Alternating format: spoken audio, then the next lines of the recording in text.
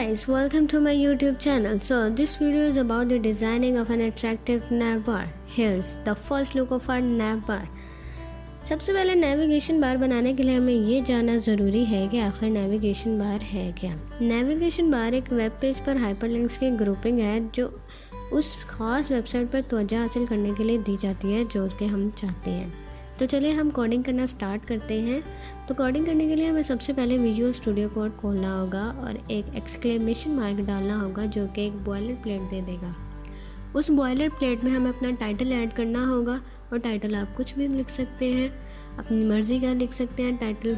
मैं इधर नैव बार का टाइटल यूज़ करूँगी। टाइटल यूज़ करने के बाद हम अपने आ जाते हैं बॉडी टैग में। बॉडी टैग में हम अपना सारा HTML लिखेंगे। तो सबसे पहले मैं नैव को नैव बार की क्लास देते हुए सिलेक्ट करूँगी और इसमें एक डिव को कंटेनर की क्लास देते हुए सिलेक्ट करूँगी। डिव हम किस लिए यूज़ करते हैं? डिव हम इसलिए यूज़ करते हैं ताकि हमारे जो और टैग्स हैं उनमें सेक्शनिंग हो सके। तो हम डिव में अपने इमेज लगा लेते हैं, तो बैकग्राउंड इमेज लगा लेते हैं। तो उसके लिए हमें सिर्फ img टैग का इस्तेमाल करना होगा और img टैग इस्तेमाल करने के बाद कुछ यूँ आ जाएगा। तो src मीन्स के सोर्स के आपके इमेज का सोर्स कहाँ पर है, कि आपने इमेज कहाँ पर रखी है। क्योंकि मेरी इमेज इसी फोल्डर में मौजूद है तो मैं सिंपल img टैग का img यूज़ करूँगी और इसके आगे मैं स्लैश लगा दूँगी। स्लैश लगाने के बाद मेरा ये आ गया, मेरे पिक्चर का नेम आ गया। मैं इसको एंटर करूँगी। एंटर करने के बाद मैं सेव करूँगी, गो लाइव पर जाऊँगी तो देखते हैं क्या। और हाँ, ये मेरा इमेज आ गया और बहुत ही घटिया लग रहा है, लेकिन कोई बात नहीं, टेंशन नहीं लेनी। हम इसको भी स्टाइल कर लेते हैं, यहाँ भी इसको खूबसूरत बना लेते हैं। तो हम इसकी स्टाइलिंग जो है वो style.css में करेंगे। तो सबसे पहले हम लिख लेते हैं .container img, क्योंकि हमने इसकी क्लास HTML में ये दी गई है। तो इसमें हम सारी इसकी CSS करेंगे। तो हम इसको सबसे पहले हाइट दे देते हैं जो कि होगी 100% और विड्थ भी हम दे देते हैं जो है 100%। उसके बाद आप इसकी पोजीशन एब्सोल्यूट करके इसको टॉप और लेफ़्ट दे सकते हैं और पोजीशन एब्सोल्यूट करें और उसके बाद टॉप लेफ़्ट दे दें। उसके बाद हम देते हैं जी इंडेक्स हम किस लिए यूज़ करते हैं? ताकि अगर हमने कोई इस पर मटेरियल लिखना है तो वो बैकग्राउंड इमेज के ऊपर ही आए, नीचे ना चला जाए। और इसके साथ साथ हम ओपेसिटी देंगे बैकग्राउंड इमेज को, और ओपेसिटी लाइटनेस और डार्कनेस के लिए यूज़ होती है। तो हम इधर बिल्कुल माइनर सी इसको ओपेसिटी दे देंगे। लेकिन ये हमने CSS लिख तो लिया, लेकिन ये तब तक लागू नहीं होगा जब तक हम HTML में इसकी लिंक ना कर दें, CSS को लिंक ना कर दें। तो चलें हम इस पर लिंक कर देते हैं और देखते हैं कि क्या ये अब इमेज खूबसूरत हुई या नहीं। तो देखते हैं अब क्या हुआ। और ये रही ना बात, ये हो गया काम हमारा बढ़िया, बहुत भी बढ़िया लग रहा है, बहुत अच्छा बहुत अच्छा।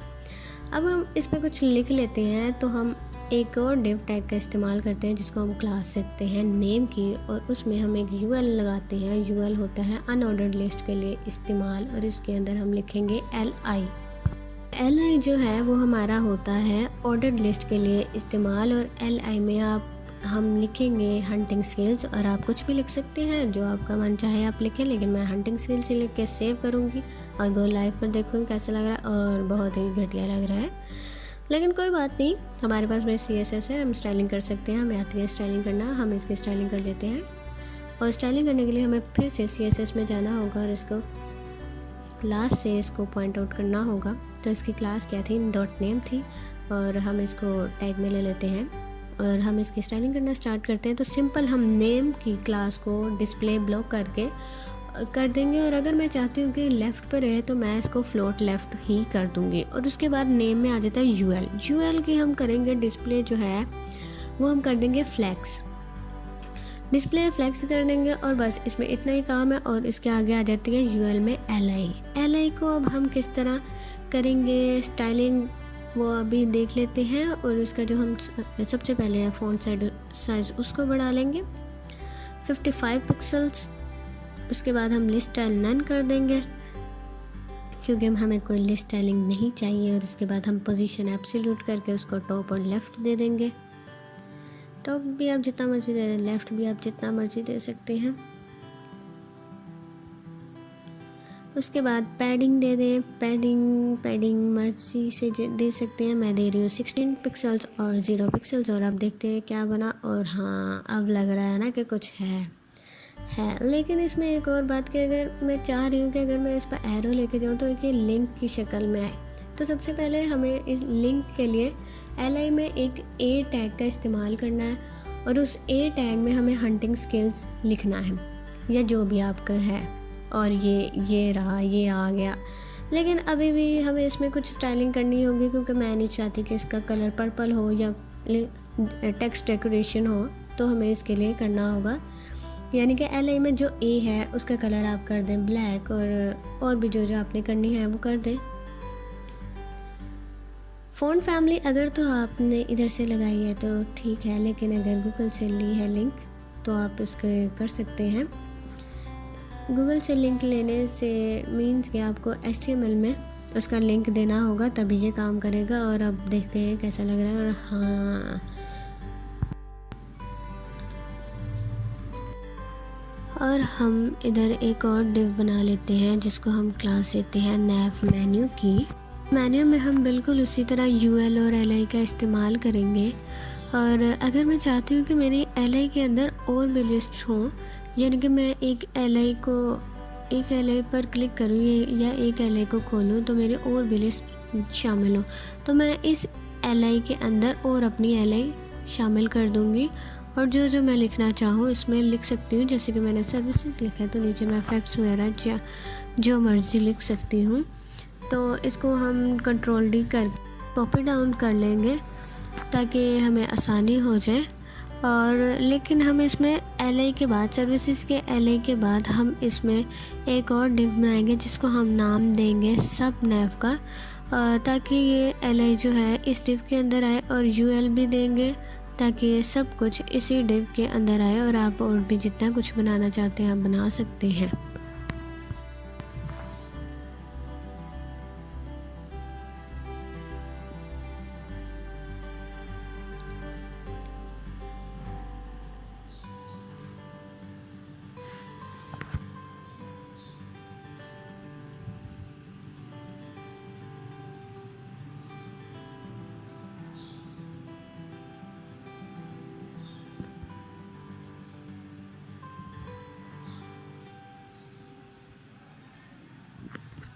और यहाँ पर अब हमने ये सब कुछ लिख लिया। अब देखते हैं कैसा दिख रहा है।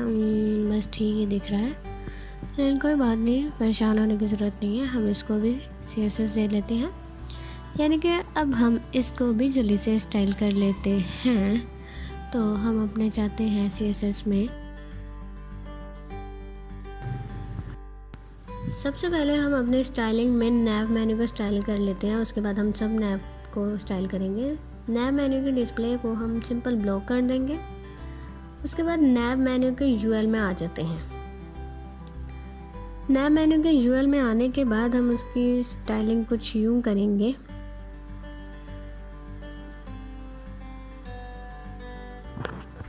कि जो डिस्प्ले है वो फ्लेक्स हो जाए और जो उसकी प्लॉट है वो राइट हो।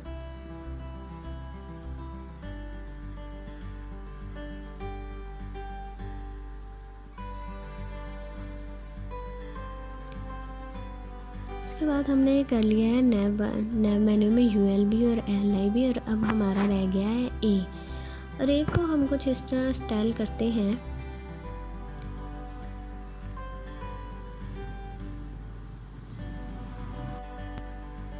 और ये देख लेते हैं, बस ठीक ही दिख रहा है, लेकिन बहुत ख़ास नहीं, बस ठीक ही दिख रहा है। तो दोबारा से स्टाइलिंग पर जाते हैं हम। स्टाइलिंग में जाने के बाद मैं चाहती हूँ कि अगर मैंने A को कोई हवर करे तो उसमें क्या चेंजेस हों। तो हम उस पर कुछ ऐसे लिखते हैं A और हवर, और इस पर हम अपनी लिख लेते हैं कि क्या क्या हमें चाहिए।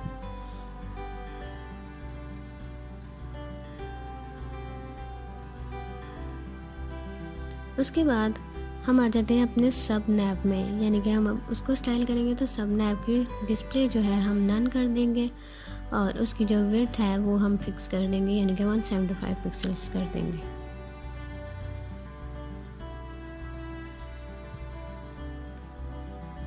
और उसके बाद हम आ जाते हैं कि अगर हम चाहते हैं कि उसको कोई नैव मेन्यू के यूएल और एलआई के बाद ए को होवर करें तो सब नैव खुले, तो हम कुछ उसको इस तरह से लिख सकते हैं।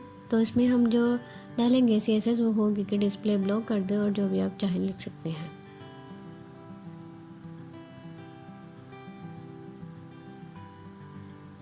उसके बाद हमारा आ जाता है सब नैव में जो है यूएल।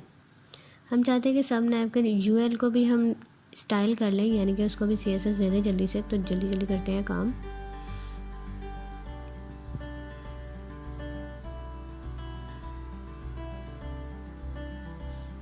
और यहाँ हम यूएल को भी दे चुके हैं स्टाइलिंग, और एलआई को भी दे चुके हैं। अब हमारा है एलआई में जो ए है उसको हम स्टाइल करें तो वो भी देखते हैं, और एलआई पर अगर कोई होवर करे तो उस पर भी चेंजेस हो वो भी हम जल्दी से कर लेते हैं। कहते हैं हम ए में और ए होवर करने पर क्या क्या स्टाइलिंग कर सकते हैं।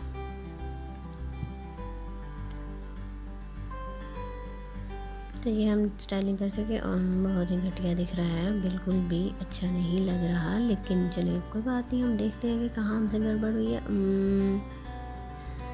यहाँ नैव मेन्यू, और हाँ ये आ गया NAMV मैंने लिख दिया है, यहाँ पर NAV आ रहा है। तो अब हम इसको सेव करके देखते हैं कि क्या अब ये बिल्कुल सही हो गया है। तो हाँ अब ये बिल्कुल फिट दिख रहा है। तो आगे हम आते हैं अब अपने हेड में, यानी कि हमने जो हेडिंग देनी है और जो पैराग्राफ लिखना है हम वो कर लेते हैं। तो हम अपने HTML में जाएंगे और उधर लिखेंगे एक हेड को हेडिंग की क्लास देते हुए इस्तेमाल करेंगे। तो फिर उसमें भी हम डिव टैग का इस्तेमाल करेंगे और उसमें H3 और P वगैरह लिखेंगे। हेडर डॉट हेडिंग लिख दिया, उसके बाद div डॉट हेडिंग लिखते हैं, div डॉट हेड लिख दिया हमने। और H3 को हम क्लास दे देंगे स्टूडियो, और स्टूडियो की क्लास देने के बाद हम इसमें लिख लेंगे वेलकम टू माय स्टूडियो। और आप जो मर्ज़ी लिख सकते हैं, आप अपनी मर्ज़ी का कुछ भी लिख सकते हैं। उसके बाद हम एक पैराग्राफ टैग को इस्तेमाल करेंगे, और पैराग्राफ टैग को इस्तेमाल करने के लिए सिंपल P टैग का इस्तेमाल करते हैं। और P में हम क्या लिख लेते हैं, हम लिखते हैं it's nice to meet you. उसके बाद अरे यार बटन तो रह गया, बटन तो मस्ट है ना यार। उसके बाद हम लगाते हैं बटन का टैग, यानी कि बटन डॉट BTN जो है उसकी क्लास है, तो हम उसको सिलेक्ट करेंगे। और उसमें हम लिखेंगे क्या लिखें, हम लिख लेते हैं टेल मी मोर लिख के हम अपना लाइव सर्वर में देखते हैं कि कैसा दिख रहा है। तो चलिए सेव करते हैं और ये क्या कर दिया मैंने, सेव किया और देखते हैं बहुत ही घटिया, लेकिन कोई बात नहीं, अभी हम इसको स्टाइलिंग कर देते हैं। लेकिन बहुत घटिया दिख रहा है, मेरी सारी ये नैव बार का पेज ख़राब हो गया, लेकिन चलिए करते हैं। तो सबसे पहले हम उसमें करेंगे डॉट हेडिंग को, हम सबसे पहले डिव डॉट हेड को सबसे पहले हम करेंगे, डिव डॉट हेड को हम सबसे पहले करेंगे। तो उसकी जो डिस्प्ले है वो हम कर देंगे ब्लॉक, और उसके बाद मार्जिन देंगे, पैडिंग देंगे, जो मर्जी आप दे सकते हैं, बहुत कुछ देना होता है। उसके बाद हम इसको दे देते हैं विड्थ जो हम हैं वो देंगे 680 पिक्सल्स। 680 पिक्सल्स देने के बाद हम इसमें करेंगे डिव डॉट हेड तो हो गया। अब हम इसमें किस में स्टाइलिंग ऐड करेंगे, अब हम करेंगे हेडिंग में। हेडिंग में क्या क्या स्टाइलिंग होगी वो देख लेते हैं। जो उसका फ़ॉन्ट है, फ़ॉन्ट साइज़ जो है उसको हम बढ़ा देंगे, यानी कि 50 पिक्सल्स कर देंगे। 50 पिक्सल्स करने के बाद जो हमारा लिस्ट स्टाइल है वो हम नन कर देंगे। और जो भी आप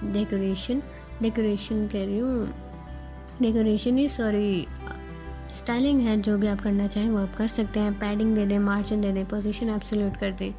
पोजीशन एब्सोल्यूट हम इधर कर रहे हैं और इसको टॉप और लेफ़्ट दे रहे हैं। टॉप और लेफ़्ट हम दे रहे हैं 38% और लेफ़्ट हम दे रहे हैं 25%। उसके बाद हम आ जाते हैं अपने, ये हमारी हो गई डिव डॉट हेड की स्टाइलिंग और डॉट हेडिंग की स्टाइलिंग। और इसके बाद हम आ जाते हैं अपने पी में, यानी कि पैराग्राफ में डॉट हेड और पी। और उसमें हम आ जाते हैं कलर जो हमारा वो ब्लैक कर दो। और इसका फ़ॉन्ट साइज़ जो है वो 90 पिक्सल्स कर दो और जो फ़ॉन्ट वेट है उसको 900 कर दो। उसके बाद हम कर लेते हैं इसकी भी पोजीशन को एब्सोल्यूट कर लेते हैं, टॉप दे देते हैं। टॉप हम इसको कितना देंगे, हम दे लेते हैं इसको 69 पिक्सल्स और लेफ़्ट जो है वो हम इसको दे देते हैं -66 पिक्सल्स। और उसके बाद और क्या दें, और हम इसको दे देते हैं भाई नहीं बस इतने ठीक है जी, बस इतने ठीक है। उसके बाद हम आ जाते हैं स्टूडियो पर अपनी, यानी कि स्टूडियो जो क्लास है उस पर आ जाते हैं। उसकी जो पोजीशन है उसको हम एब्सोल्यूट कर लेते हैं। पोजीशन एब्सोल्यूट करने के बाद इसको भी हम टॉप और लेफ़्ट देंगे। और ये हमने टॉप और लेफ़्ट, टॉप दे दिया है, लेफ़्ट टॉप दे दिया हमने 38% और लेफ़्ट दे दिया हमने 19%। और इसी के साथ साथ हम इसका कलर कर देंगे ब्लैक। और ब्लैक करने के बाद हम इसके फ़ॉन्ट वेट को बढ़ा देंगे, जो कि हम कर देंगे 100 करने के बाद फ़ॉन्ट फैमिली हम लगाएंगे। आपने जो भी फ़ॉन्ट फैमिली लगानी है आप लगा सकते हैं, पर याद रहे कि इसका लिंक उधर देना होगा अगर विजुअल कोड से नहीं ली तो। उसके बाद हम आ जाते हैं अपने BTN पर, और BTN की स्टाइलिंग बहुत ज़्यादा होती है। और सबसे पहले हम इसकी पोजीशन एब्सोल्यूट कर लेते हैं, और जो भी आप करना चाहें आप कर सकते हैं, यानी कि इसमें टॉप और लेफ़्ट दे दें, इसकी पैडिंग दे दें, कलर दे दें, बैकग्राउंड कलर दे दें, आप टेक्स्ट फ़ॉन्ट साइज़ बढ़ा दें, फ़ॉन्ट वेट बढ़ा दें, उसके बाद फ़ॉन्ट फैमिली बढ़ा दें। आप कुछ भी बढ़ा सकते हैं भाई, जो मर्ज़ी कर लो, जल्दी जल्दी कर लो बस। उसके बाद पैडिंग है, फ़ॉन्ट साइज़ दे दिया है हमने, और फ़ॉन्ट साइज़ भी दे दिया, और फ़ॉन्ट वेट दे देते हैं, फ़ॉन्ट फैमिली दे देते हैं, मार्जिन दे देते हैं, font weight bolder, background colour,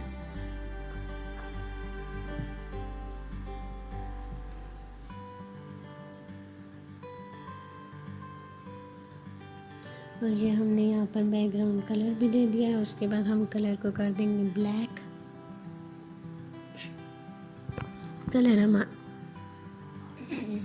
colour हमारा हो गया है ब्लैक, और बॉर्डर को हम कर देंगे नन। और जो बॉर्डर रेडियस है वो भी हम दे देते हैं, वो हम देंगे 20 पिक्सल्स काफ़ी होगा तो हम 20 पिक्सल्स ही दे देते हैं। उसके बाद अब अगर हम चाहते हैं कि हमारा कर्सर जो हो वो पॉइंटर हो तो कर्सर पॉइंटर लिख दें। उसके बाद हम इसको क्या दें, फ़ॉन्ट फैमिली दे दें, फ़ॉन्ट फैमिली दे दें जल्दी से। और आप ये भी कुछ भी दे सकते हैं। फ़ॉन्ट फैमिली दे दी है हमने, क्या दिया है, क्विक सेंड दे दी है हमने, सेंड सेरिफ की है ये जो हमने क्विक सेंड दे दिया। और अब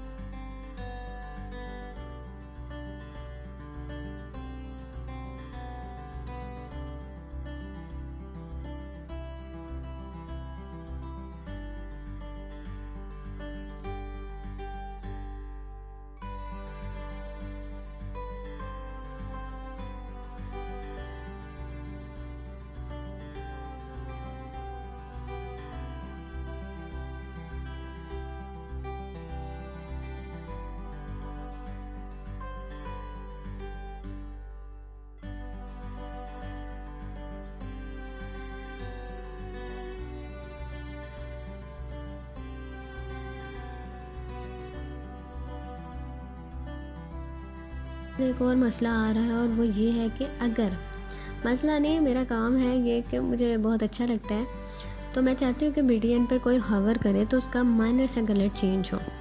तो चले उसको भी कर देते हैं। BTN का हवर में करते हैं तो उसके हम बैकग्राउंड कलर को चेंज कर देते हैं।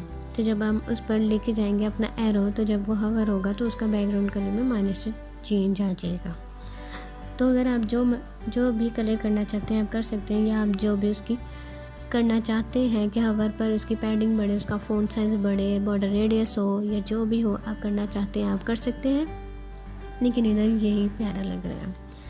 और ये हमारा बहुत ही फिट बन गया है नेविगेशन बार, बहुत ही फिट, बहुत बढ़िया, बहुत बढ़िया, बहुत खूबसूरत दिख रहा है यार, बहुत खूबसूरत। आप लोग भी ट्राई करना, बहुत खूबसूरत लग रहा है भाई।